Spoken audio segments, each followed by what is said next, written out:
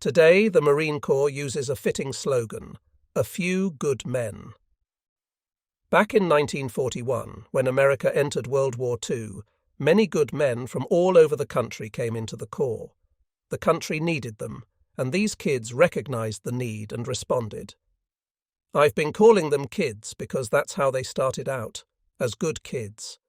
Facing war, we all grew up in a hurry and became men, damned good men.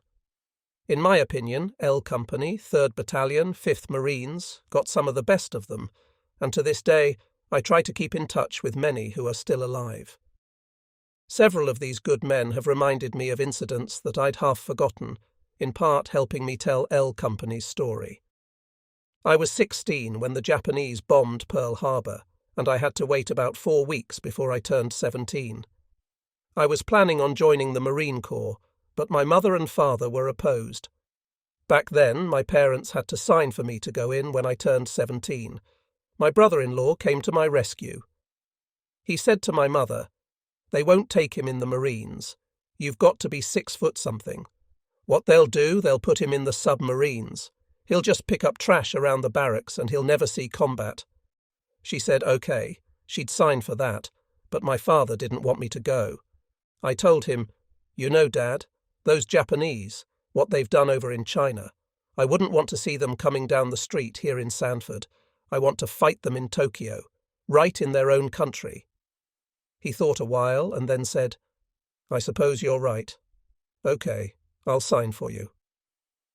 I was born and grew up in Brooklyn, New York, and was a student at Brooklyn College when the United States entered World War II. I left school for the duration of the war and joined the Marines.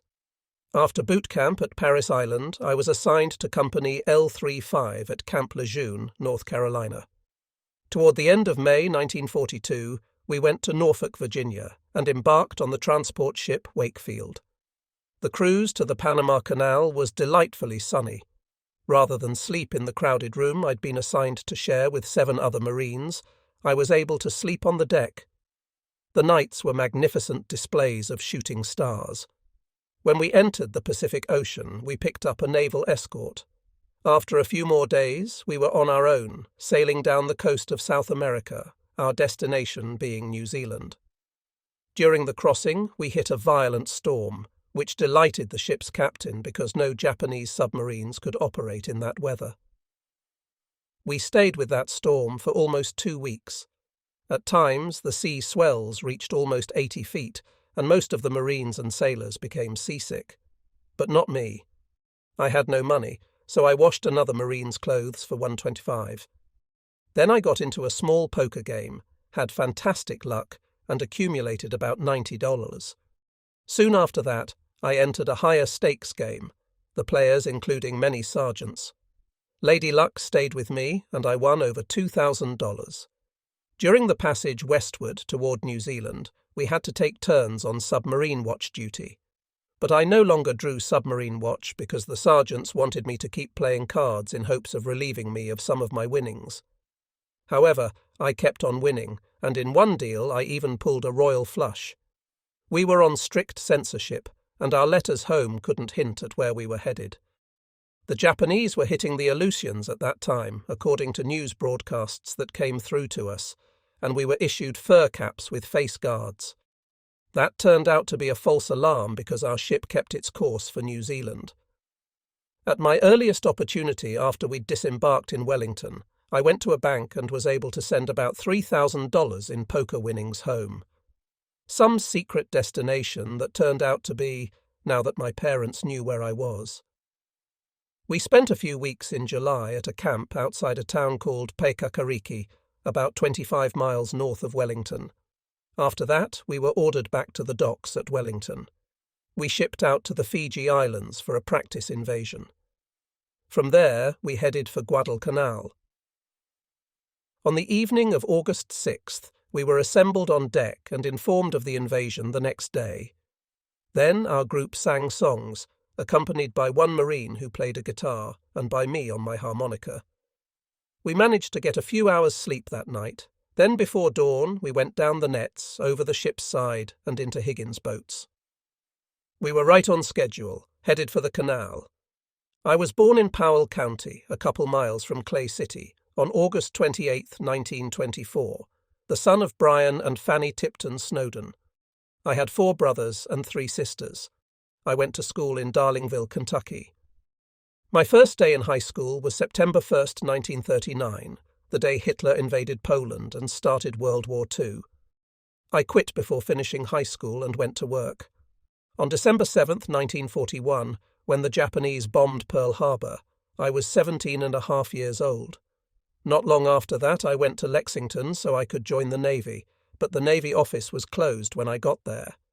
A Marine recruiting officer was there, and he told me to come on over and talk with him. I did, and ended up signing with the Marines. I had no idea I would wind up on Guadalcanal. On August 7, 1992, to mark the 50th anniversary of Guadalcanal's D-Day, the New York Times printed a pertinent, right-on-the-mark article by the historian and writer William Manchester.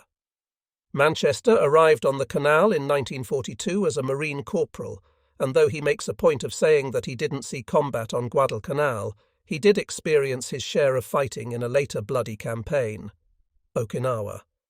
I hope that as an old Marine, Manchester won't mind if this old Marine borrows some of his eloquent words on the subject of our ordeal on Guadalcanal.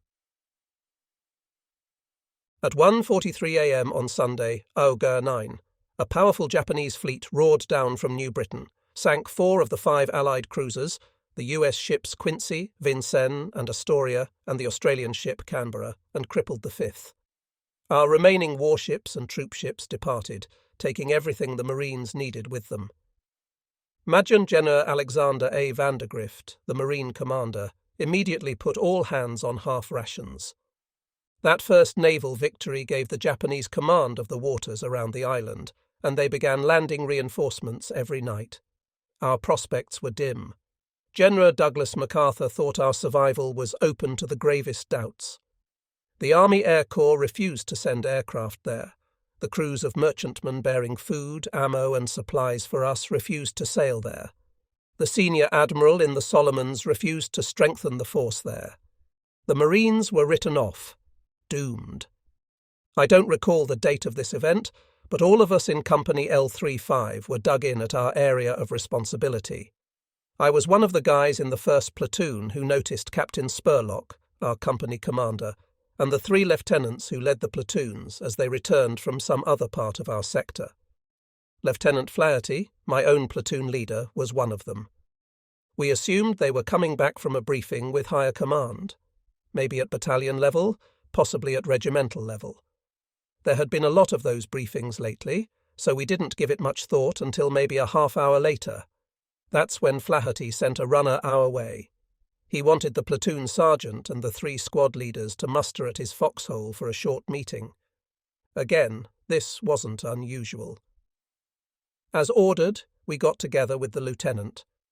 The 5 of us sat on the ground in the open daylight in a 15-foot circle and listened to Flaherty. He was 6 feet tall when he stood, but thin like the rest of us. They called him Flash Flaherty because he'd scored a touchdown against Harvard. That made him a college football hero, but he was okay anyway. The lieutenant started speaking in generalizations, covering all kinds of things, but not going into much detail about anything. I was starting to think that the meeting didn't have much point. Then he tossed a question at us, keeping his voice casual. "I'd like an opinion from all of you," he said. "Suppose we had to leave this island.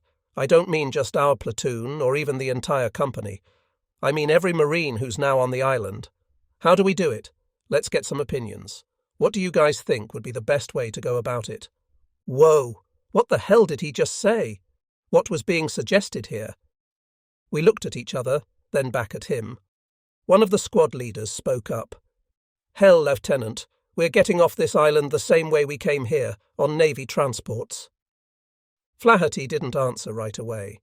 He looked at us, and then he looked off toward the sea.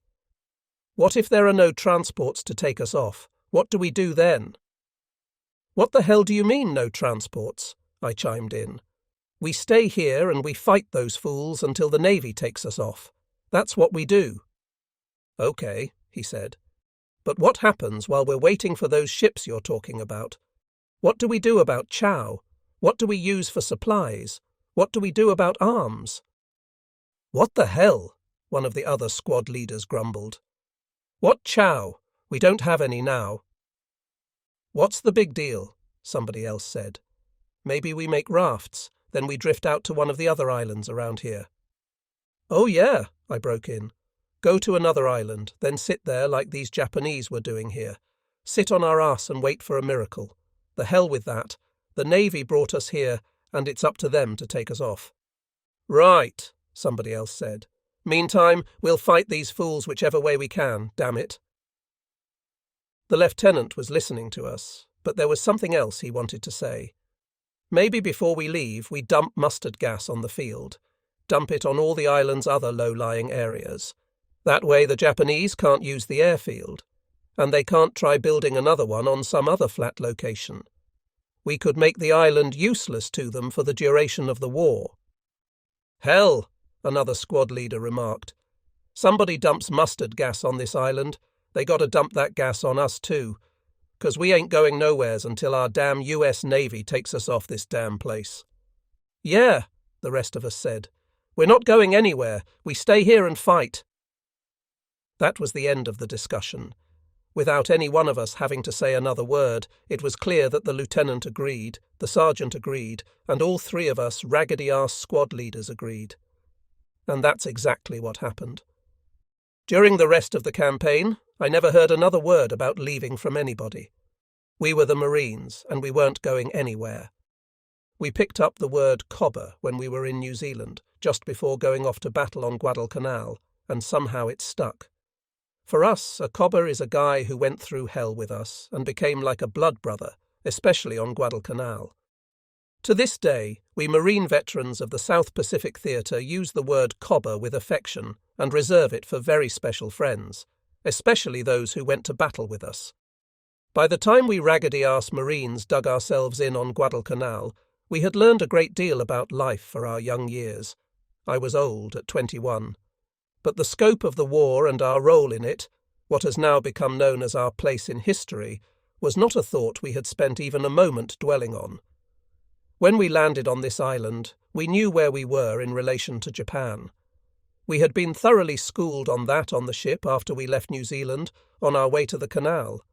But even the thought of landing on the Japanese mainland, a savage task we were fortunate enough never to have to face in wartime, was still 3 years away. We never even considered that Japanese forces might someday invade the United States mainland. That was preposterous. We were in a war and we were going to win it. We were sure of that. When we cobbers sat next to our spider holes on a tropical evening, waiting for a Japanese ship to lob a shell or two at us, we had plenty of advice for Roosevelt. We didn't know what MacArthur was doing, or what the Allies were doing against the Nazis on the other side of the world. But we had plenty of advice just the same. There was so much we didn't know about fighting a war on these islands. And to make it worse, neither did the top echelon giving us our orders. Here we were with mosquitoes as big as moths, carrying deadly malaria, and we had no nets and no medicine to speak of.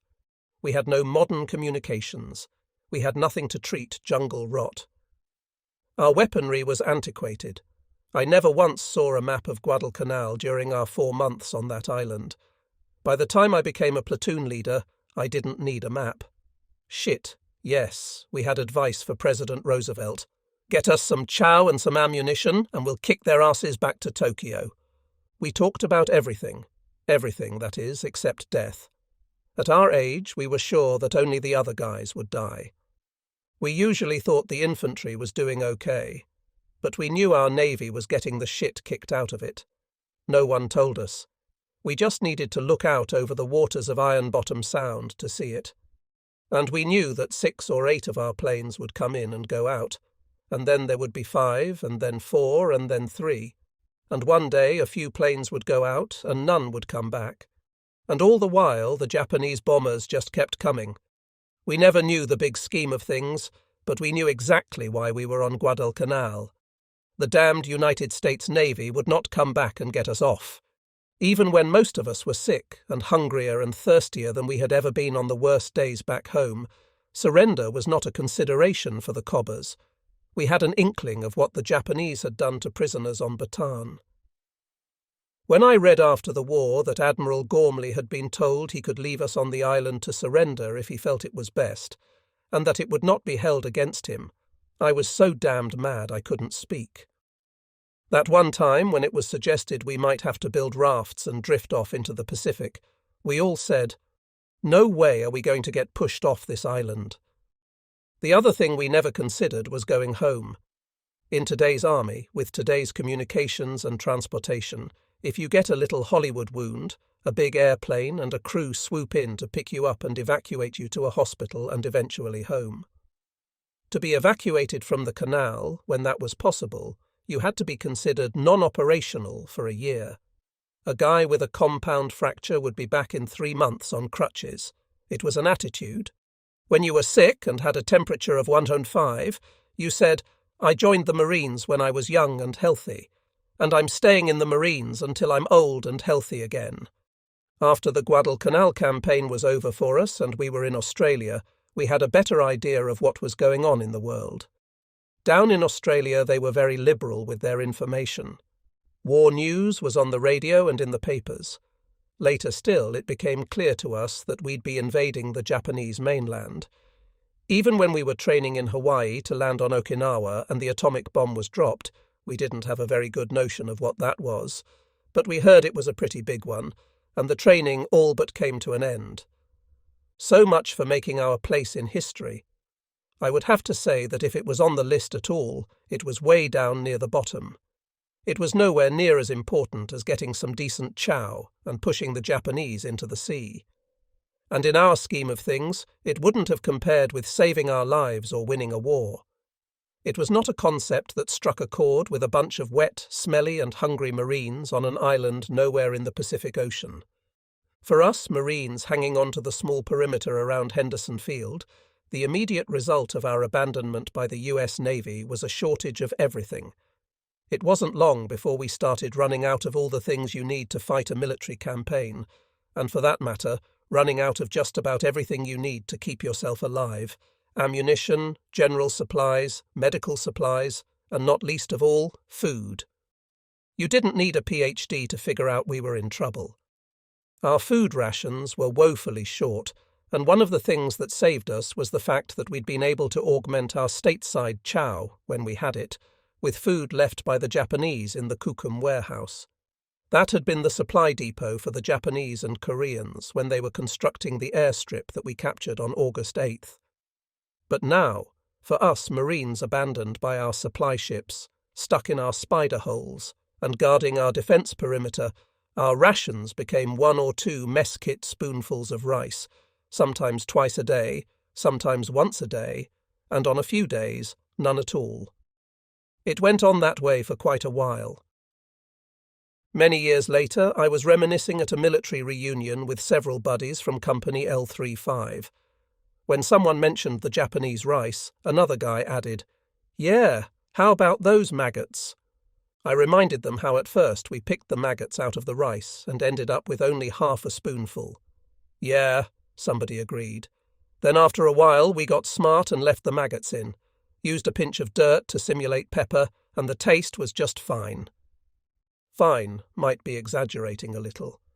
Thank the Lord we were hungry, young and foolish in that order. Besides, our corpsman told us that those maggots contained protein, along with many other things that were good for us.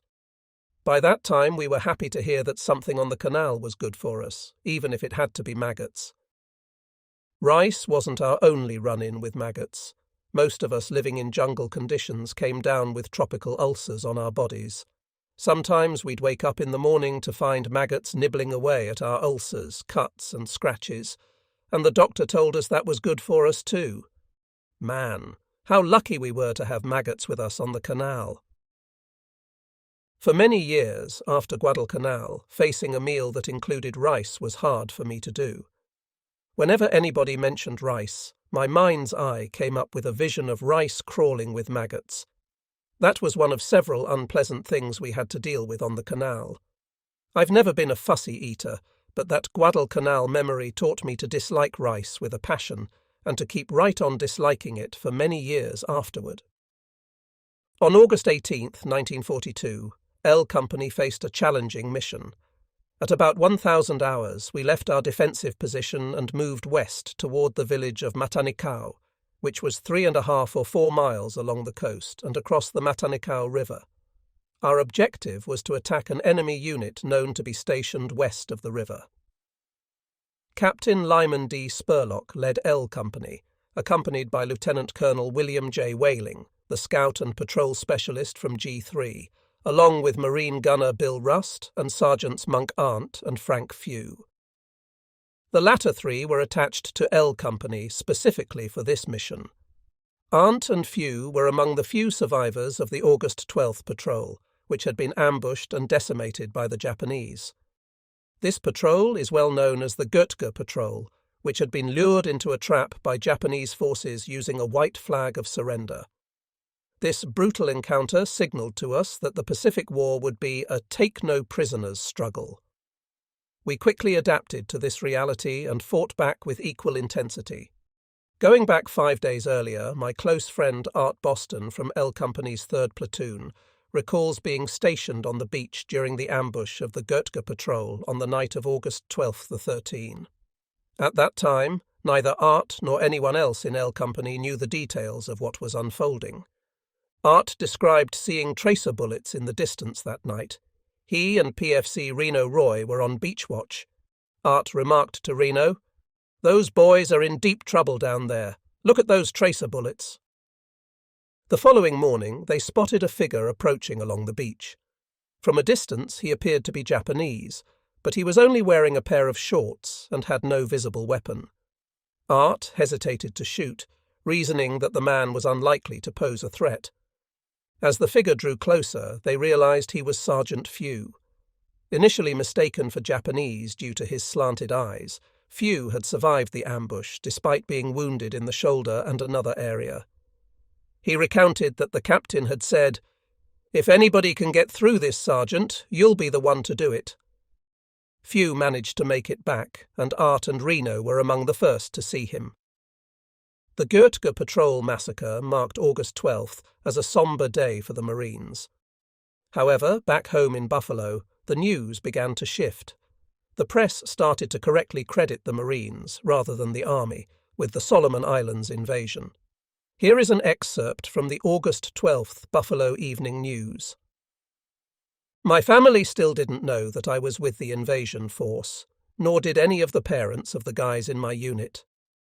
5 days after the Guadalcanal Patrol incident, L Company was a major part of the combat patrol assigned to flush out the Japanese in the vicinity of the Matanikau, where Guadalcanal and his men had been slaughtered. B Company, led by Captain William Hawkins, was also on this mission and maintained a holding position on the east bank of the Matanikau. A 3rd Company, I Company, was supposed to advance on the Japanese from the beach between Point Cruz and Kokumbona after coming in on Higgins boats. But I and B Companies never joined the attack, for reasons to be explained later. The terrain was rough, in some places nearly impassable, and our advance was slow.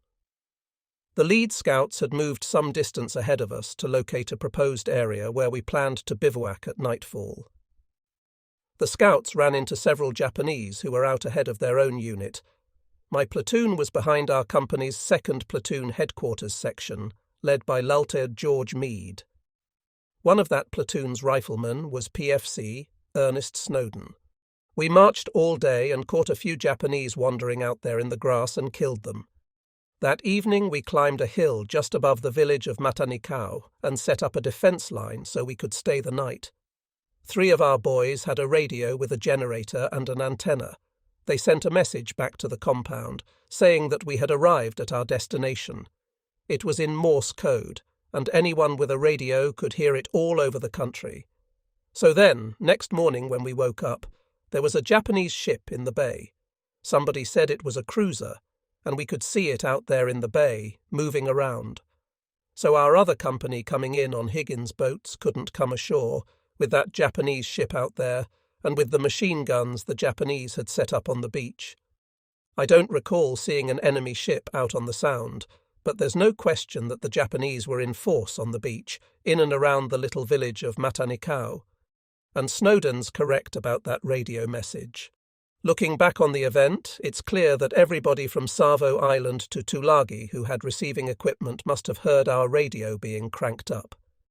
If the Japanese hadn't already known we were coming, they certainly knew it now. Lieutenant George Meade and Platoon Sergeant John Brannick led our second platoon down the steep terrain toward the village. With us was the platoon guide, a runner, and the platoon corpsman, who for this operation was Doc Little. The squad leaders were Corporals Miglin, Carver, and Quentin Shumate. My fellow squad members were J.W. Smith, Timothy E. Muck, Eugene Ballantyne, Thomas F. Simon, and other good Marines. I asked Orr Marion years later why he believed the 2nd Platoon Headquarters section was leading the charge. He said things were so messed up that any unit could have led. We went down through the brush a piece, and someone was coming up through the brush. Man, they were knocking brush every which way and making a racket, but we couldn't see who they were. Lieutenant Meade challenged them, but we didn't get an answer. They got quiet for a little while. Well, we waited for a minute. The lieutenant challenged them again, still no answer, so Meade said, "Let it go." So everyone fired on them. If the enemy was there, we didn't go down to check. We just went on down to the village, but on the way down through the brush, the Japanese killed Lieutenant Meade. In the village, we were met by rifle fire from snipers. We had a fellow with us by the name of Somik, Pert Boris C. Somik, and he got hit in the back of his head. It wasn't serious, but blood was getting on his blonde hair. We found shelter in a shack, and Corpsman Little patched him up. Well, someone, I don't know who, started shooting into the shack. I don't know if it was the Japanese shooting or our own bunch, but we had to get out of there. We got outside, and the Japanese made a bayonet charge from out of the brush. Someone, I believe it was CPL Willie C. Shoemaker, set up a defence line. I jumped behind a log and lay down beside Corpsman Little. A Japanese sniper in a tree shot Little through the head and killed him. One of our boys shot the sniper in the tree. He didn't fall out, but we knew we got him when his shooting stopped. The Japanese made a bayonet charge from out of the brush at the line Corporal Shoemaker set up, and as they ran past Corporal Miglin, they killed him. But we killed all of them in the charge, and after that things quieted down. That was Ernest Snowden's experience with the 2nd Platoon. I was a squad leader in the 1st Platoon, which followed behind his unit. Yogi Milana, a rifleman in my squad, experienced something else.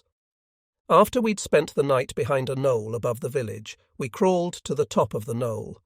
I saw a Japanese climbing a tree that stood near the trail leading into the village. I pointed out the Japanese to Eddie Woods, who was lying next to me. From our position, the sun was behind the Japanese, making him a perfect silhouette, but he was about 350 yards away from us. "I guess I'd better shoot him," I said. Ed said that would be some shot. "I never miss what I aim at," I told him. I fired, and the Japanese fell backward, and Ed confirmed it. I told him I'd aimed at his neck, expecting the bullet to drop a few inches as it travelled.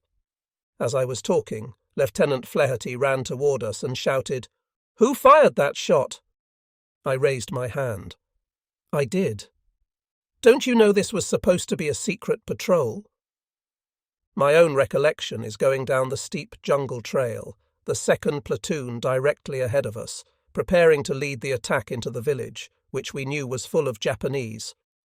We could clearly see Lieutenant Meade's platoon ahead of us and below us on the embankment, moving downhill in single file, quiet, well-disciplined, everyone alert. Then they disappeared into the foliage ahead of us, and that's when we heard the first small arms fire. Moments later, Japanese machine guns and rifles opened up and poured it on. Then came the heavier sound of our bars and Oro 3s returning the fire. Next, it was our platoon's turn.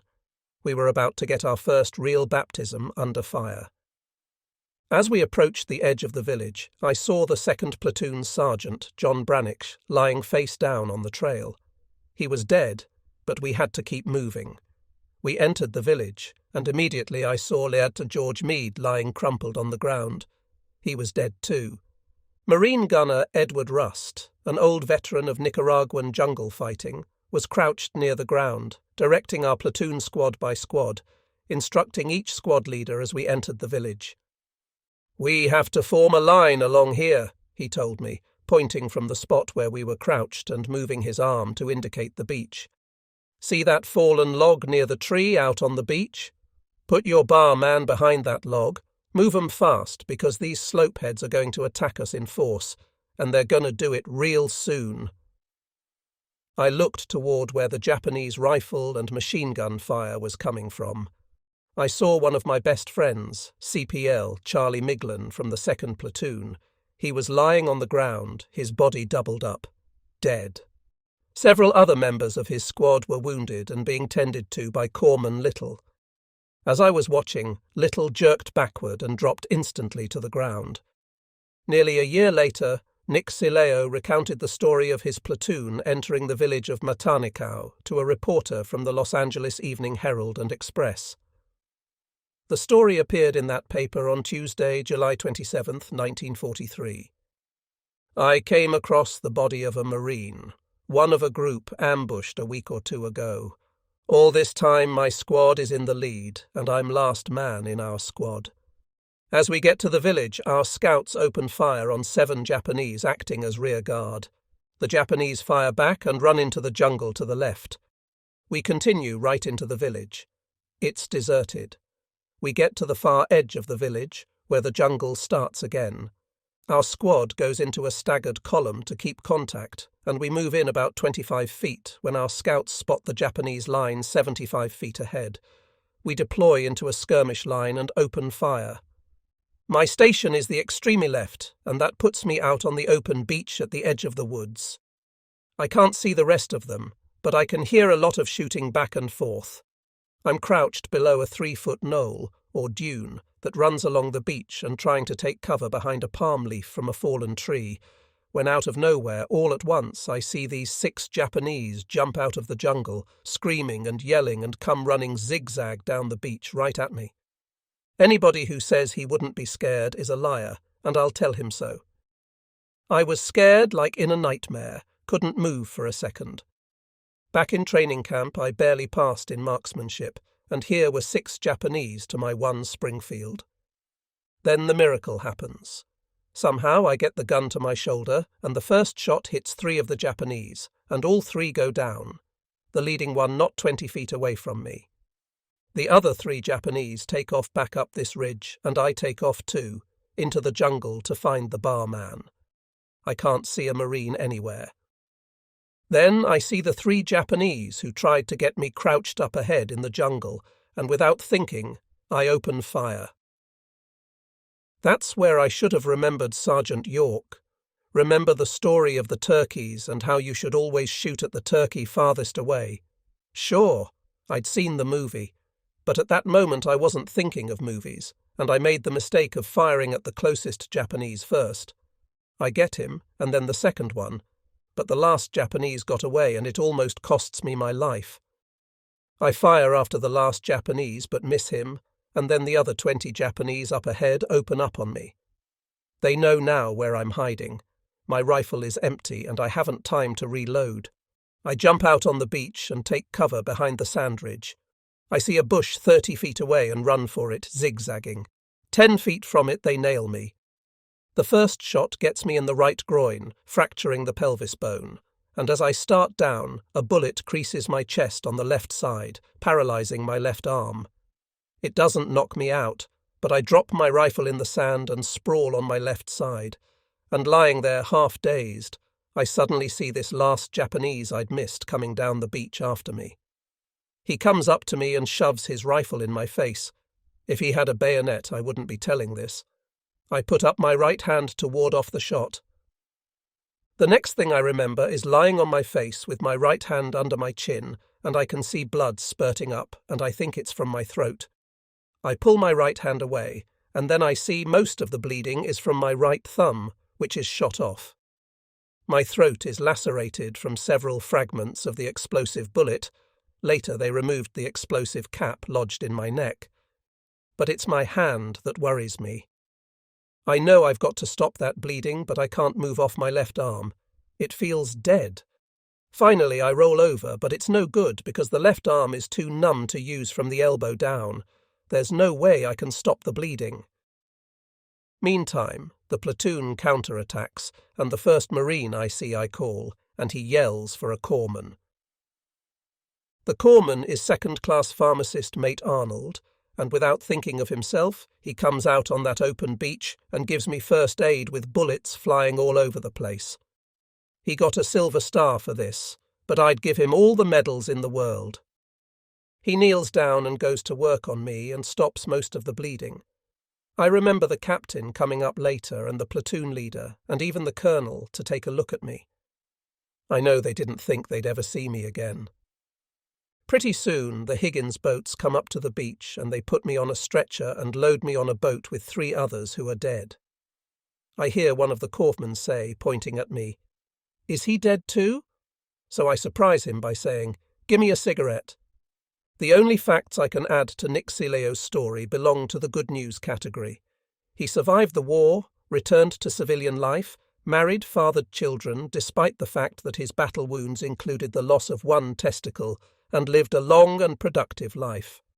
When it was my own squad's turn to form a defence line, as Gunner Rust had ordered, I turned to my squad and ordered my barman, PFC Lawrence E. Hardrock Gherkin, to move out with his assistant, 5th John Case. I indicated the beach. "Get behind that log," I told them. Without a second's hesitation, Case took off running, but kept low. He'd taken about 5 fast paces when he went down, hard and fast, as though somebody had belted him across the legs with a baseball bat. He'd been hit in both legs by enemy machine gun fire. A corpsman reached him before long, and later he was evacuated safely. I repeated the order to Hardrock. "Move out when you can, Gurk, and make for that log near the water." Hardrock took off, dashing, carrying his bar, dodging a new spray of incoming enemy rounds, and by some miracle made it to the log. It lay out in the open on the beach sand, and I watched Gherkin duck out of sight behind it, his field pack still visible above and behind the log. I managed to deploy the rest of my squad, positioning them so that they formed a line of defence that extended inland from the beach to the middle of the village, a distance of maybe 30 yards. Then it was my turn to find a sheltered position from where I could direct the squad. I chose a palm tree down near the beach, and I took off toward it, like a shot out of hell, bullets flying all around me. As I dove behind the tree, I landed in a pile of coconut husks, and instantly a million tiny ants came scurrying out of the husks, attacking every part of my body. They were biting like hell, and at that moment they seemed even worse than the Japanese gunfire. Like a crazy man, I dashed out from behind the tree and into the water, getting rid of the ants. A few seconds later, I was behind another tree, now close to Gherkin. I could still see the field pack on his back, sticking up from behind the log. The Japanese saw it too. It attracted a fresh volley of enemy machine gun fire, the bullets stitching a pattern across the top of the log, throwing hundreds of wood chips and sawdust into the air. Splinters flew up into Gurk's face. By now he had pulled back the bar's actuator, the bolt was open, and suddenly the gun was filled with wood chips and splinters. They were everywhere, jamming the gun and getting into Larry's eyes. He began hollering, "I can't see! I can't see a thing! And my gun's jammed! My gun's jammed!" "Are you hit?" I called. "No, but I got all that tree bark in my eyes. I can't see." He wasn't hit. That was the important thing. "Okay," I said. "Get your bar ready, and when the fools come at us, I'll tell you which direction to fire." "But my gun's jammed," he said again. "And I can't see. What the hell am I supposed to do?" "Damn you, Gurk," I yelled. "You've field-stripped that gun 1,000 times in practice, and you've done it blindfolded. You can do it again right here and now, Gurk. Your eyes will clear up quick, so don't worry." "I'm trying," he yelled. "I'm trying." Gherkin knew and loved his Browning automatic rifle the way a mother knows and loves her baby. He had field-stripped it blindfolded 1,000 times, and he'd lugged that smoke pole halfway around the world. I knew he could do it. Meanwhile, I had other things to worry about. Japanese rounds were still coming in, and 2 men in my squad had received minor wounds. I had to check on them. Maybe 3 or 4 minutes passed when I yelled back at Hardrock. "Can you see, Gurk? Can you see?" "Yeah, I think I can see a little bit." "How about the bar?" "It's cleaned," he said. "It's okay." That might have been the Japanese machine gunner's signal to open up on Gurk one more time. 2 or 3 bullets went through his field pack, but he yelled at me, "I'm okay! I'm okay!" "Okay, good," I said. "Try to keep your eyes clear. The Japanese are going to come charging down the pathway straight in front of us. When they do, let 'em have it." That's about the time George Miller got hit. Yogi Milana, who was right beside Hap Poloshian, remembers how it happened. I ran into the village and got down into a firing position. George Miller and Hap Poloshian were on either side of me. A shot rang out, and the bullet hit Miller's helmet, penetrating it, making a racket, spinning around inside his helmet, then coming out and lodging in his back. It wasn't a deep wound. I could see the bullet, so he was lucky. The Japanese who'd shot at us kept firing at us, and I finally spotted him. He was behind a tree. I aimed my rifle and shot at the tree's base, but I didn't get him because the tree protected him. I had 1 clip of armor-piercing bullets that were supposed to be able to penetrate 36 inches of wood, so I reloaded my rifle with that clip. Again I aimed at the base of the tree, then fired. I saw the Japanese rise up and fall backward. We could hear the Japanese giving out a war chant of some kind. Meanwhile, Sergeant Ben Selvitella had men from his platoon manoeuvred so that they were on our right flank, which was farther inland. His unit included a couple of bars. Suddenly the Japanese made a banzai charge, coming out from the underbrush, rushing down the path 3 or 4 abreast and firing at us. Gherkin opened up with his bar, and another kid named Motzinger also fired a bar. I got off several shots with my rifle, while on our right flank, Selvitel and his men opened up with everything they had. Off to one side, I spotted Sergeant Kulchicki, who had been issued a brand-new submachine gun, the Rising gun, which was first manufactured at the start of the war. The company that designed it should have stayed with sewing machines, or whatever it was they originally made. Kulchicki fired a short burst at the charging Japanese A and the gun jammed. He dropped to his right knee, switched magazines, sprang up again, and fired another short burst. Again the gun jammed. Letting out a loud curse, Kulchicki flung the Rising gun at the charging Japanese as though it were a boomerang. Before that god-awful gun hit the dirt, Kulchicki had drawn his .45 sidearm from his holster and commenced firing, this time effectively. The rest of us with rifles kept firing steadily. It was all over in a few minutes. We wiped out most of the attacking Japanese, and the few who got away faded off to our right, inland, disappearing into the jungle underbrush. There couldn't have been many survivors. My own platoon suffered several wounded, but nobody was killed. "Lucky I didn't turn in my .45 like I was ordered when they issued me that damn piece of junk," Kulchicki remarked, gesturing in the direction of his abandoned Rising gun. "Holding that piece of crap in your hands is like holding hot air." All told, it was one hell of a day, and it wasn't over yet. We were moving around now, looking for Japanese stragglers and tending to our wounded. By now, Gherkin was up from behind his log, and another of our guys was looking at him intently. "Larry, what the hell is that slop running down your back?" Gherkin looked surprised, and then an expression of shock came over his face. "Oh, geez," he kept repeating as he took off his shot-up field pack and pulled out 2 bullet-riddled cans of rice and potato rations, relics from the World War I era. "Look what those fools did to my emergency chow." Food was in short supply on Guadalcanal, and 2 cans of tasteless World War I rice and potatoes, which under better conditions we often tossed away, would now be like dining at the Waldorf. Those rations seemed as precious as gold. The other guys in the squad looked at Hardrock with disapproving expressions on their faces, as though to say that he'd been hoarding by stashing away that extra chow. Hardrock looked at the expressions on our faces, and I could see that he was hurt because he knew what we were thinking. "Look, you guys," he said. "You were throwing this crap away back in New Zealand. I thought it was a shame you were throwing food away, and I still do. I put these cans in my pack then, and I've been lugging them every damn day since. I intended to open and share them when things got really rough." Nobody said anything.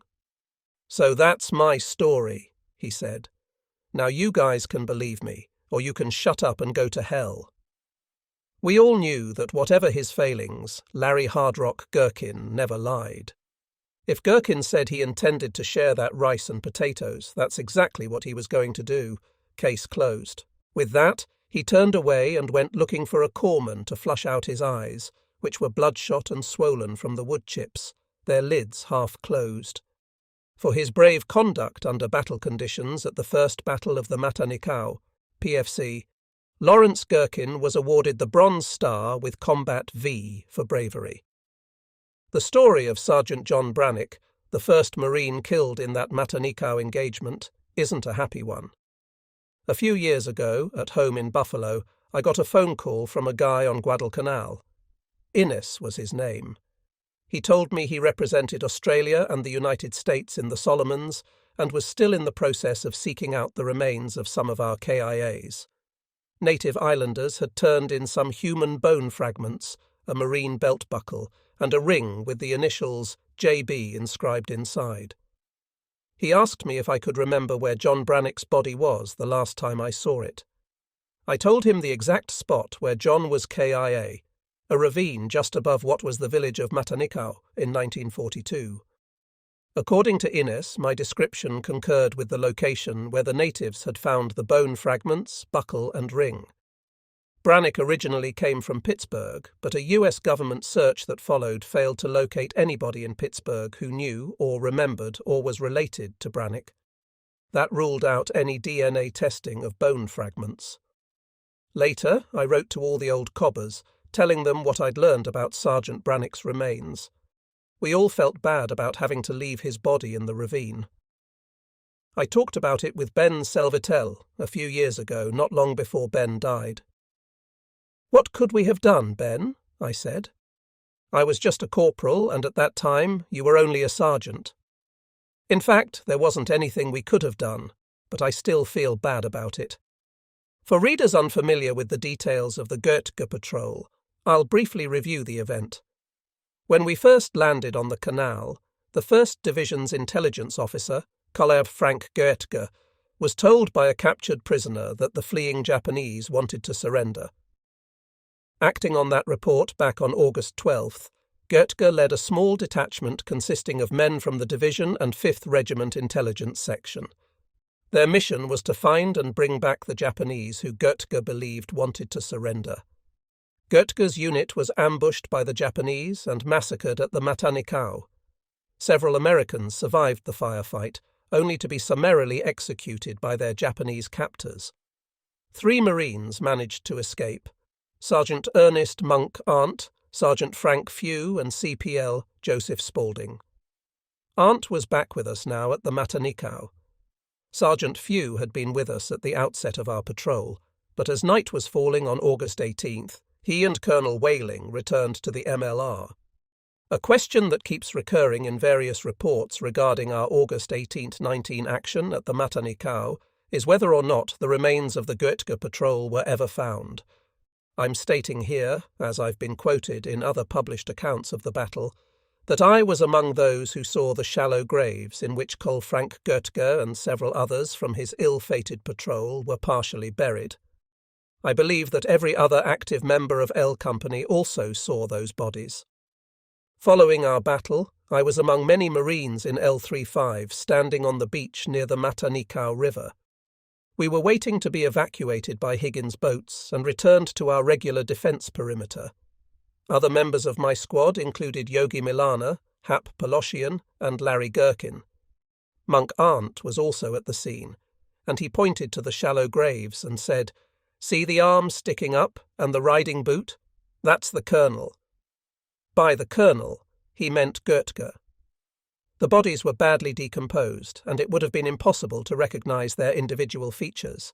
But Arent had known Göttger well. He was certain that he was seeing Göttger's remains, and I have no reason to believe he was mistaken. Yogi Milana and Ernest Snowdon also recall the discovery. As Snowdon describes it, "After we had done the Japanese in, they sent Higgins boats for us. We were going down toward the beach, which is when we walked by the remains of Göttger's patrol. Sand was thrown over the bodies, and their arms and legs were sticking out of the sand. Even though the record says they were never found, we found them because they were lying there. We didn't bother them, but they were there." L Company played no part in the next Marine victory, known in the history books as the Battle of the Tenaru River. That engagement took place at the far eastern end of our MLR, while we were at our line's far western edge.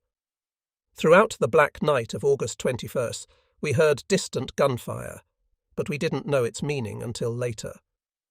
Colonel Ichiki and his unit of 1,000 Japanese troops had staged a series of nighttime banzai attacks against our eastern perimeter, defended by 2 battalions of the 1st Marine Regiment. Ichiki was convinced that he could blast straight through the American defense line and retake the airfield by morning. He was seriously mistaken. Ichiki's force was virtually annihilated. The Battle of the Tenaru River became a morale booster, a decisive American victory at a time when we had seen few victories. The story, delayed by censors, didn't appear back home in the Buffalo Evening News until October 3rd, but they got it right this time, even though everybody got the name of the river wrong. To this day, it's still called the Battle of the Tenaru River, though it took place at the Ilu River, informally known by the Marines as Alligator Creek. The Reverend Harry D. Miller from Ohio, known to many of the old cobbers as Sergeant Miller of M Company, 3rd Battalion, 5th Marines, Machine Gunner 1st Class, and also known in the Corps as Punchy Miller, middleweight boxer, wrote me a letter not long ago that started me thinking about military leadership. "During World War II," Miller wrote, "we unfortunately had a number of unqualified leaders who made blunder after blunder, costing the lives of many of our cobbers. Fortunately, the Japanese had an even greater number of leaders who fit that category." I agree with Miller. In the military, everything depends on competent leadership, and with my old buddy's remark in mind, I recall several cases in point. Being present and at arm's length from a senior field grade officer unceremoniously relieved of his command by a superior officer is a very uncomfortable position to be in. That was especially true on a day when the witness to the event, in this case yours truly, happened to be an enlisted man. It was even more uncomfortable because the enlisted man and the relieved officer recognized each other from different times and places, and they didn't like each other. Not that this individual officer was a great favorite with many in the Corps, enlisted men or officers. Anyhow, being in the wrong place became my problem one day in late August, but there was nothing I could do about it. I was a lowly corporal and an infantry squad leader in L35. The field grade officer, Lieutenant Colonel William E. Maxwell, who at that time was the commander of the 1st Battalion, 5th Marines, also put himself in the wrong place, but there was plenty he could have done about it if he'd been better at his job. He put his battalion in the wrong place, and not long afterward I arrived at the scene to witness what could have been a catastrophe. While Maxwell was getting himself and his battalion in trouble, I was about 5 miles east of his position. I was with my squad, holding our position on the main defence perimeter, and all was quiet. That left us with rare leisure time for clowning around and skylarking, until word came my way from a runner. "Saddle up your squad and move out fast to Kukum Beach." I was told to report to a certain captain. I recognised the captain's name. He was regimental staff, which told me something important was going on. My 5-man squad moved along the beach toward Kukum. From the boat pool, which was some distance ahead, I spotted another Marine giving me the arm pump signal. That meant hurry it up, double time. We jogged the rest of the way until we were stopped by the captain who'd sent for us. He wasted no time giving me orders. "You're going with Colonel Hunt to Cocumbona. I don't know how long you'll be gone, but you will protect him, and if he establishes a command post, you will protect it at all times." Colonel Leroy P. Hunt was our old man, commander of the 5th Marine Regiment. He answered directly to General Vandergrift, who commanded the 1st Marine Division, which was the entire Marine Corps operation on the canal. Colonel Hunt was well liked by the regiment, but as I received my orders, he was looking grim as he waited for us to get the show on the road. Whatever was going on today, it was serious. Cocumbona was a native village on the beach to the west of us, several miles beyond our own western line of defence. The only way to get there with reasonable speed was by boat. We helped ready a Higgins boat, then gave the word, "OK, Colonel, all set to go." Colonel Hunt and a lieutenant climbed aboard. The coxswain backed the Higgins boat off the wharf, and we began heading west, parallel to the shore, in the direction of Point Cruz. We were passing Point Cruz and still moving west, about halfway to our destination, when the lieutenant came to me and quietly gave me the scoop. He told me that the 1st Battalion had gone to Cocumbona earlier that day on orders from General Vandergrift. They had since radioed back confusing reports that included a request for assistance. That, the lieutenant told me, was why we were going to Cocumbona now.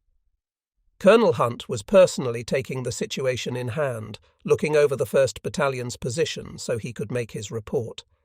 I knew that there was only one man the colonel would be making his report to, General Vandergrift.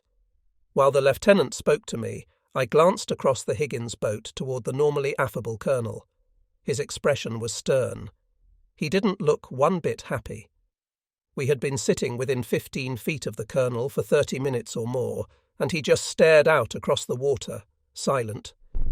You don't talk to your old man unless you're spoken to. He said a few words to his aide, but that was all. We didn't know what the problem was, but we knew there must be one hell of a problem. When the regimental commander goes out in the field, you know something bad is up. It was a little before 1800 hours, in civilian terms, nearly 6 o'clock in the evening, when we approached Cocumbona Beach. The sun would be setting in a little more than an hour, which meant there was still plenty of light for us to see 4 or 5 Japanese scrambling up the steep embankment that overlooked the beach.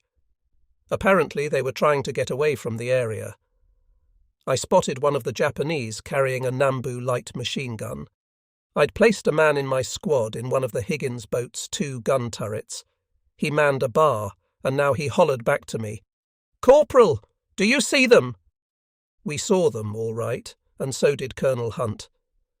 "They're about 500 yards from us. Do you want me to fire a couple bursts?" "No, we don't know what the situation is like below them." I had answered him automatically, not thinking to consult the colonel first.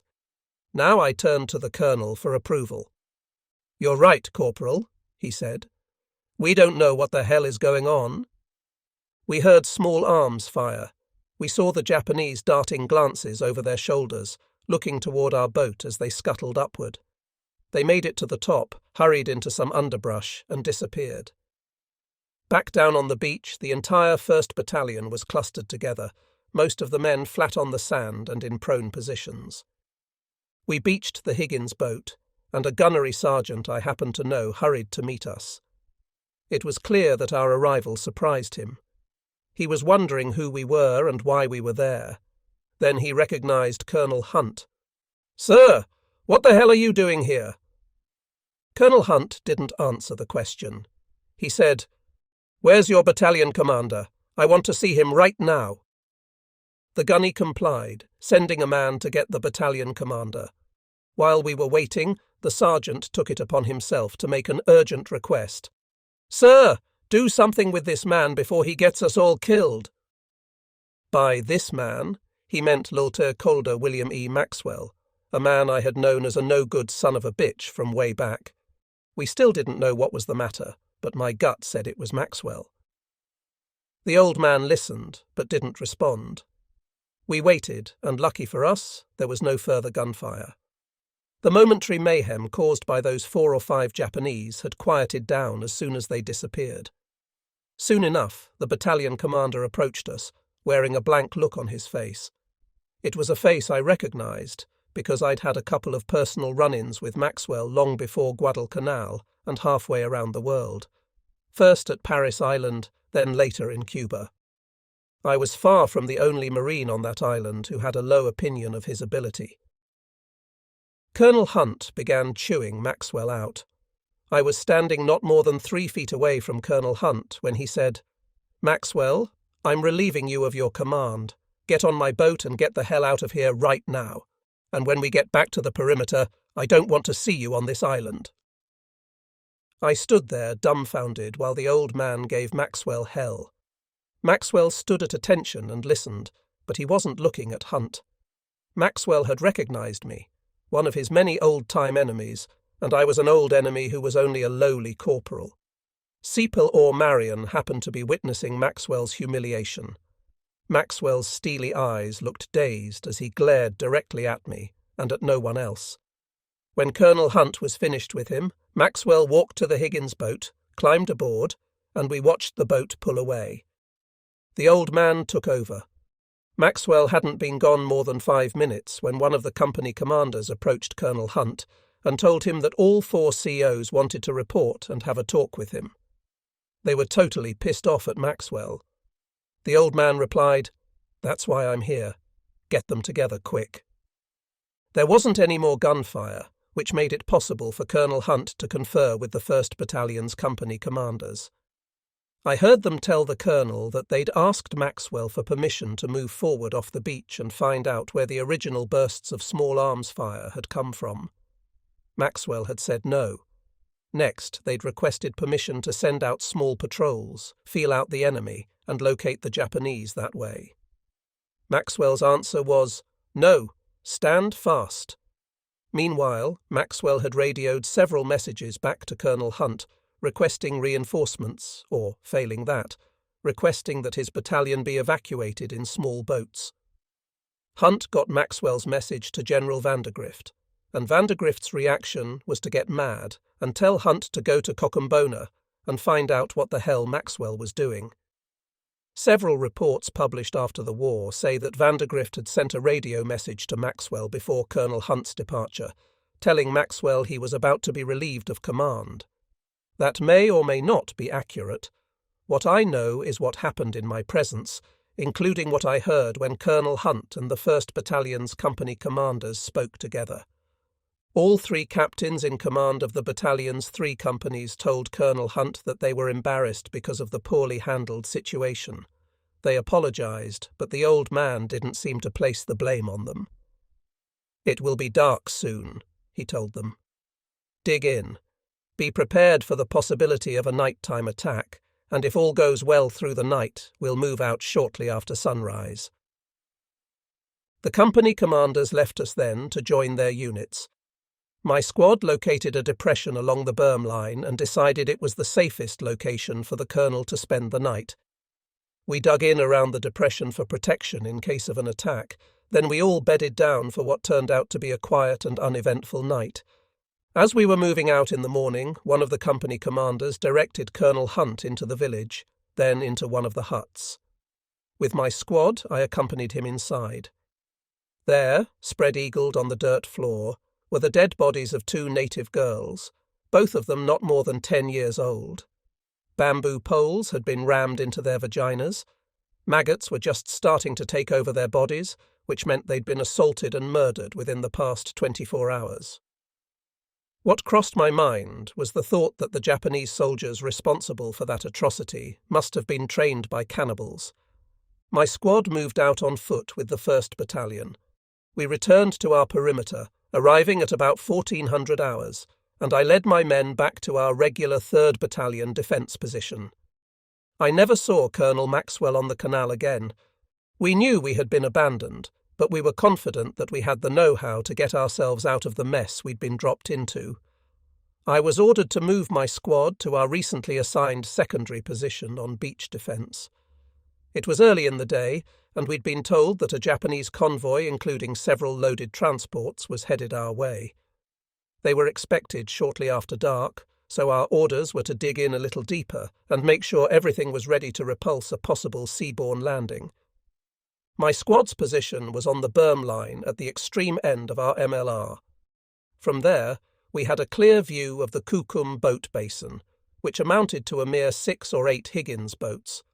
We dug in a little deeper here, chucked a little sand there, and then stayed put while we watched 10 or 15 two-engine Japanese Betty bombers come overhead to remind us whose territory they thought we were occupying. Several bombs came down nearby, but the Japanese planes disappeared, and we were okay. We were soon joined by 2 machine gun crews from M Company. They dug in among us with their heavy water-cooled machine guns. Some young officer I'd never seen before appeared from out of nowhere and told the M Company gunners that new tactics were now being put into effect. "Go down to the middle of the beach and dig 2 holes," he told them. "As soon as it gets dark, move both of your machine guns into those new positions. Make sure it's dark before you move those guns, because we're probably being watched from a distance by Japanese observers. We don't want the Japanese beyond our perimeter to know we're moving our machine guns." He was probably right about that detail, because the Japanese were definitely up on Mount Austin, and their binoculars and telescopes were as good as our own, if not better. But the order he was giving the machine gun crews was based on poor reasoning, and they knew it, even if he didn't. One of the M Company crew told him as much. "The incoming tide will swamp us. Not only will it ruin your plan, but it'll ruin our guns and ammunition.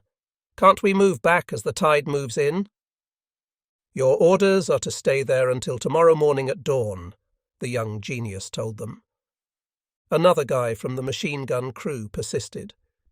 "If the Japanese try to make a landing tonight, L Company's bars and riflemen will be shooting over and directly through our beach positions." He was referring to us, and he was correct, but the young military genius was giving the orders, and nobody was going to change his mind. A little later, Lieutenant Flaherty came by to check our positions. We told him about the after-dark manoeuvre that the machine gun crews were supposed to be making, but he wasn't in a position to do anything to correct it. He smiled, maybe a little puzzled, and said, "That's their business. Let's hope they know what they're doing. We'll just stay with our plan and hope for the best." As soon as it became dark enough, the M Company crews carried their guns out to their newly dug mid-beach positions. I heard one of them muttering, "I hope that stupid fool knows what he's doing." Right on schedule, during the middle of the night, the tide started coming in. Lucky for us, there were no Japanese coming in with it. The machine gunners passed word back to us that one of their NCOs would be coming through our lines to make a final plea to the military strategic geniuses who had conceived the plan. The NCO came through, disappeared into the darkness behind us, only to return shortly after. He was cursing and mumbling, and that was enough to tell us that his plea had fallen on deaf ears. Deaf and dumb. More dumb than deaf. We were on full alert, 100% awake and awaiting a possible Japanese landing.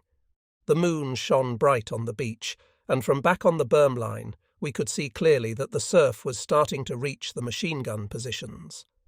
Louder than the sound of surf came the curses and 4-letter words from the gun crews. Finally, we heard one of M Company's sergeants shout loud and clear, "Screw the peckerhead who gave this stupid order. I've been in this gun section since 1940 in Cuba, and I've taken care of these guns like they're my children." He shouted to his men, "Get these guns out of this damn sand and water, and let's do it now. Move it, men. Save what ammo belts you can, but get the guns to dry ground right away." They started moving the guns back, and he continued to shout, "Call this treason if you want, but I'll go to the naval prison in Portsmouth before I lose these guns, and screw the stupid man who gave this order." The machine guns had taken seawater damage, and they were out of action for the next couple of days, while their crews worked frantically to get them back in operating condition. They asked for help, and my squad lent them a hand. We helped get the heavy canvas ammo belts reloaded, which meant that first we rinsed them in the bay a half-dozen times to get the sand out of their weave, then sun-dried them on shrubs, keeping them off the ground until they were thoroughly dry. Meanwhile, we rinsed sand off thousands of rounds of ammo and passed them on to a man who hand-rubbed them with a dry cloth, before passing each round to another man who inserted the bullets, one by one, into the cleaned belts. The crew's crank-type ammo loaders would have made the work a lot easier, but they were broken. I had my squad set up as 3 two-man teams, each team doing the final wipe-down and loading rounds into the belts. The rounds had to be loaded evenly, or they would jam the machine gun when it was fired. At that time, the men in my squad were Larry Gherkin, Hap Poloshian, Curly Woods, Stash Zager, Yogi Milana, and Jerry Smith. Jerry had been wounded at the Matanikau, but his wounds weren't serious and he was now back on duty. My squad was 1 man short at the time. John Case, also wounded at the Matanikau, had been hit in both legs and evacuated from the island. A second case of inept leadership occurred at precisely the same time as the machine gun near disaster, this one with tragic results. I don't know who the leader was in this case, but I saw the results of his incompetence with my own eyes.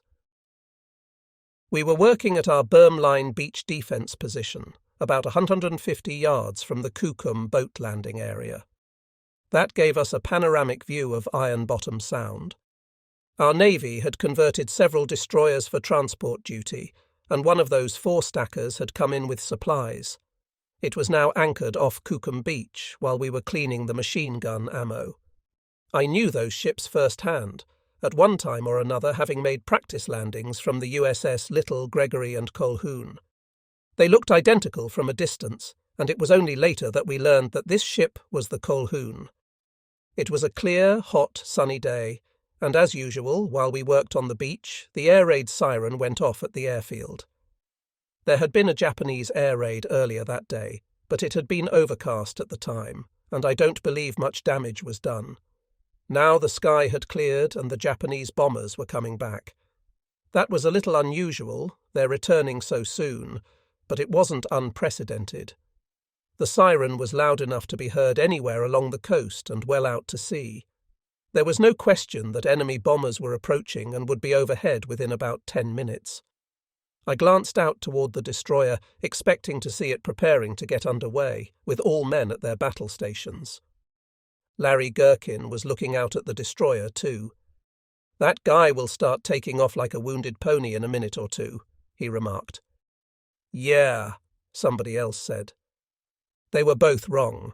All was quiet on the ship, with no sign of movement and no men on deck. It was almost as though no one were aboard. Hap Poloshian was the squad's philosopher. "Maybe they'll make smoke in a minute or so and stick around to fight." "Whatever they do," Yogi said, "they'd better do it real soon. I can hear the plane's engines. A lot of company will be here in a few minutes." The ship remained sitting out on the Sound, like a car in a stateside parking lot. Pretty soon the planes came into sight, right on time for one more of their daily frolics with the US Navy and Marine Corps. The Colquhoun remained as motionless as a stoned goose, while about 15 two-engine Bettys approached. We watched the bombers as they seemed to be making one of their standard approaches toward the airfield. Then they saw the same thing we did, the perfectly motionless Colquhoun. The bombers veered, and suddenly they were coming directly over our position, heading straight for the Colquhoun. We could only sit dumbfounded and watch the plane's bomb bay doors open and the bombs come down, all of them headed for the Colquhoun. None of our own planes were up at that time. In late August 42, we had too few fighters, and when these Japanese planes came over, I don't believe any of our fighters were operational. Our anti-aircraft guns began firing as soon as the enemy bombers came into range, but I don't recall that they scored any hits. The first couple of Japanese bombs did score hits, however, directly on the Colquhoun's fantail. Even though the ship had been converted for transport duty, it continued to carry a stern full of depth charges, and the Japanese bombs exploded directly on top of them. The series of blasts that followed was huge, with smoke billowing and steel parts flying sky-high. As the smoke began to clear, the only section of the ship still in one piece was the bow, which now stood out of the water, pointed skyward. Within seconds, even the ship's bow disappeared, making one more addition to Iron Bottom Sound. The enemy planes had done their damage and were gone. Almost immediately, a Higgins boat took off from Kukum Landing, headed toward the spot where the Colquhoun had gone down, searching for survivors. Before long, the boat returned to the landing, and from our position it didn't appear to be overloaded. Official naval records state that the Colquhoun had brought much-needed food to Guadalcanal that day, but had been sunk shortly after unloading its supplies. Thank you, Admiral Gormley, for that piece of information. The fact is that everybody in the 1st Marine Division knew more about what happened to the Colquhoun than Gormley ever did. He never appeared on Guadalcanal. Fortunately, he was soon replaced by a better man, ADM, William Halsey. In fairness, it's difficult to blame the Colquhoun's fate on Admiral Gormley. What many of us wanted to know was, who was responsible for the ship just sitting out there? It's unlikely that the Colquhoun was inoperable, but if by chance it was, then why didn't the captain order the men to abandon ship before the planes arrived? They would have had plenty of time to get away. In the very good book Guadalcanal, the definitive account of the landmark battle, author Richard B. Frank apparently had to rely on a doctored account from the Navy Department, because his story of the Colquhoun differs in several details from the event that L Company and other Marines witnessed firsthand. Frank reports the incident as taking place on August 30th, which is probably correct. To the best of my recollection, it was at the very end of August. He also states that no Marine fighter planes were in the air because at the time of the attack, the available fighters were being refueled by ground crews. That could very well be correct. It is in his account of the bombing that his details differ from what we saw. Before Pearl Harbor and before we'd ever heard of Guadalcanal, I received the standard 1st Marine Division rifleman's training. In our day, an important part of every rifleman's instruction was reconnaissance, or how to go on scouting patrol. To the best of my knowledge, it still is. We were drilled over and over in the details of what we had to know and do as scouts, until we could perform our duty in our sleep. Every squad in every rifle company had to take its turn at scouting patrol, so by the time we landed on Guadalcanal, we were experts at it. When the sergeant signalled or said, "Scouts out," the scouting detail moved out immediately. We'd been well trained by the old breed, and what they taught us eventually helped to save many of our lives. On the canal in 1942, my training and my rank as corporal and squad leader, then later as sergeant, put me in charge of many regular scouting details. As often as not, my being in charge just happened. We'd be ordered out on patrol and nobody would tell us who was in command. I'd look around to see who was in charge. There was no officer and no sergeant. There was another corporal in our platoon, a hell of a nice guy, but you couldn't count on him for much. "So, okay, let's go," I'd say. As corporal, I was in charge. One day in early September, it was my turn to lead a 5-man mission. By now, the days had become a blur. We didn't know what day it was, or care. If the chaplain said he was going to hold a service, you figured it might be Sunday, or maybe not. The only important things were food, medicine, and staying alive. So we moved out from the western edge of the MLR, staying close to the beach, moving through coconut groves in the direction of the Matanikau River. This was L Company's assigned area to scout out and keep under steady observation. Squads were taking regular turns at scouting, so every man was likely to go out 2 or 3 times a week, a little more or a little less, depending on how many men were incapacitated on a given day by malaria or dysentery. On this particular day, I led my scouting patrol off the MLR at about 800 hours. We had worked and trained together so often that it was no longer necessary for us to speak once I'd given the initial order to designate the first point man. After that, it was all automatic. We moved out, then changed point at regular intervals, our progress always dictated by the terrain, the foliage, and our immediate surroundings. We travelled light. No loose clothing, nothing that might snag on any type of branch or bush, no equipment that might rattle. We each carried a rifle, cartridge belt, ammo, water, and a first aid kit. Nothing else, not even dog tags.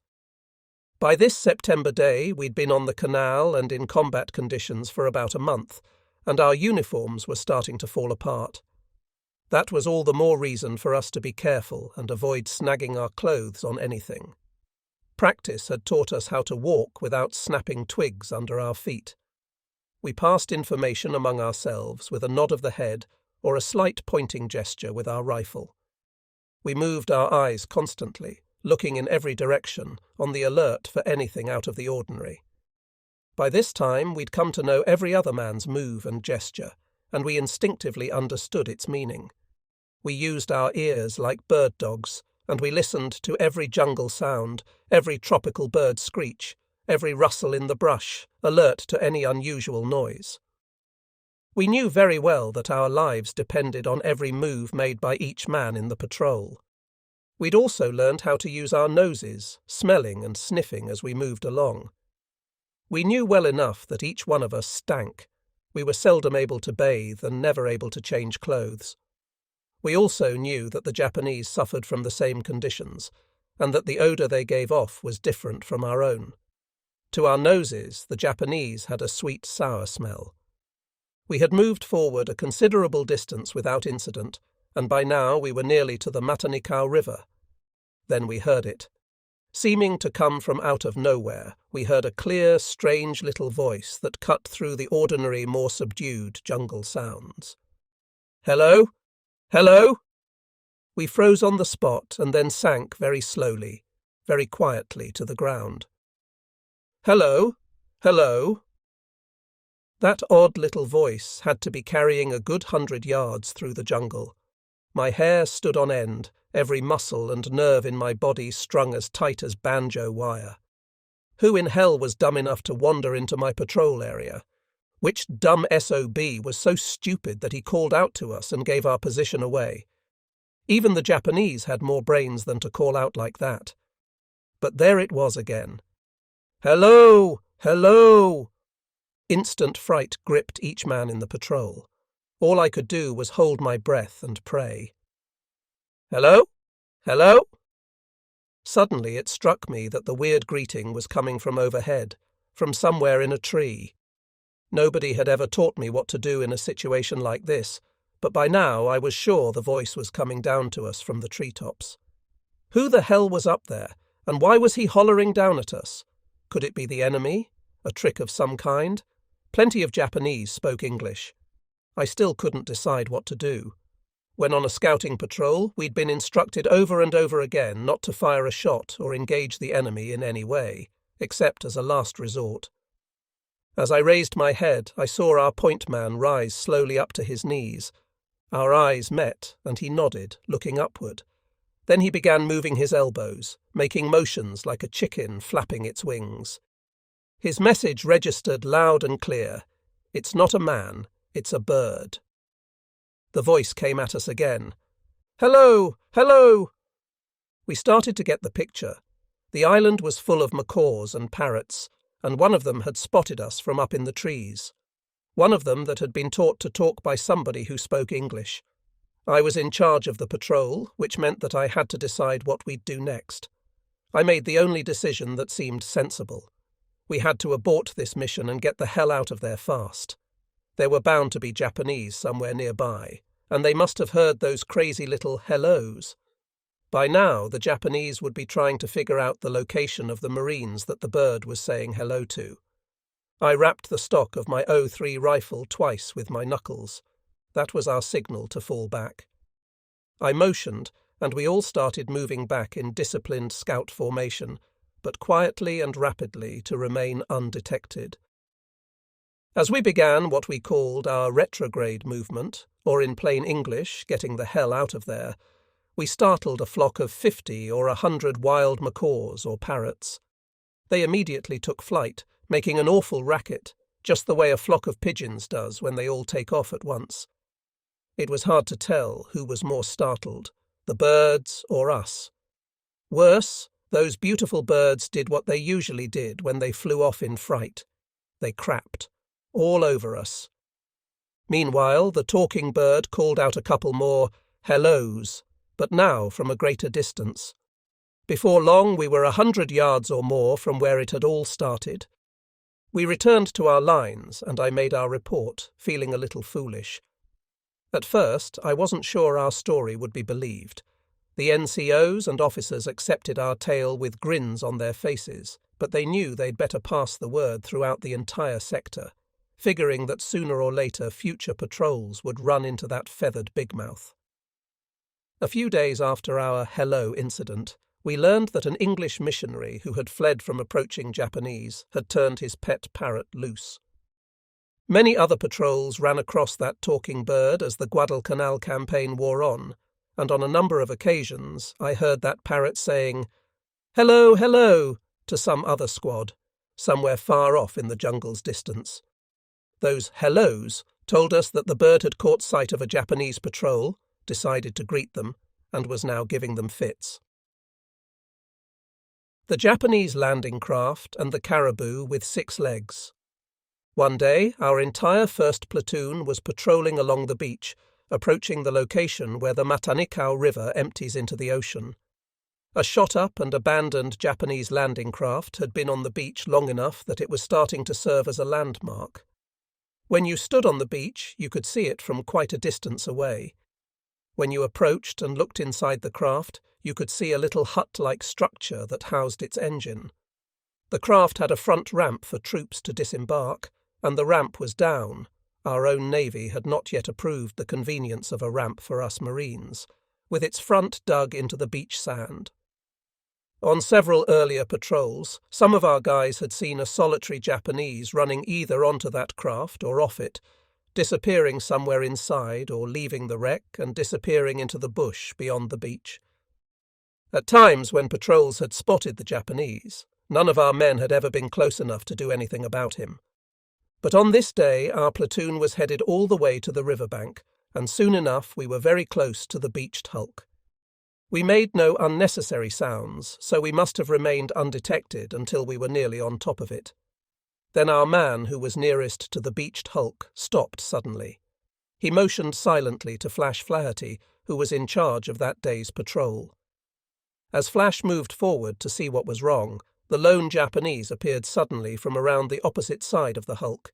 He was a small man, they were all small, and wore trousers, a white naval blouse, and a cap. Before any of us could react, he dashed up the ramp and disappeared into the craft. Immediately our whole platoon spread out around the hulk. At that point in the campaign, none of us knew any Japanese, and the Japanese probably didn't understand a word of English. Even so, we started shouting at him, "Come out of there, you son of a bitch!" and other such profanities. He stayed put, and we couldn't see him or hear him. The only place he could have been hiding was in the little hut that served as the engine housing. "Maybe we can get somebody to drop a grenade in there," Flash said. The top of the engine compartment was visible from where we were situated, and it was open. "Yeah, but how?" I asked. Any one of us going up the ramp to drop a grenade into the compartment would make a good target for whatever weapon the Japanese had with him. "The best way is for one man to climb over the craft's gunwale," Flash said. Hap Poloshian was delegated. Flash and I crouched a few steps behind the spot where the hulk's ramp dug into the sand. We had our weapons ready. Poloshian, off to one side, grabbed the craft's gunwale and pulled himself aboard. The rest of the platoon remained surrounding the craft on 3 sides, ready to protect us if the Japanese came out at us with a weapon. Poloshian dropped the hand grenade into the compartment, then hustled back over the gunwale and dropped to the ground. The grenade went off a moment later, and the Japanese appeared suddenly. He ran out from his makeshift shelter, coming straight at us, swinging a large, deadly-looking knife. As he hurled himself toward us, he was screaming something in Japanese at the top of his lungs. It was all over in seconds. From a distance of not more than 10 yards, Flash shot him with his .45, and I fired at him with my rifle. As he fell, I saw that my bullet had hit him in the face. That was the end of that poor Japanese. He'd been wearing one of those Japanese soft military hats. Flash took the hat. Later, somebody back at our MLR told him that the insignia on it belonged to a naval commander, so he kept it as a souvenir. But exactly who the Japanese was and what he was supposed to be doing at that beached hulk was something we never learned.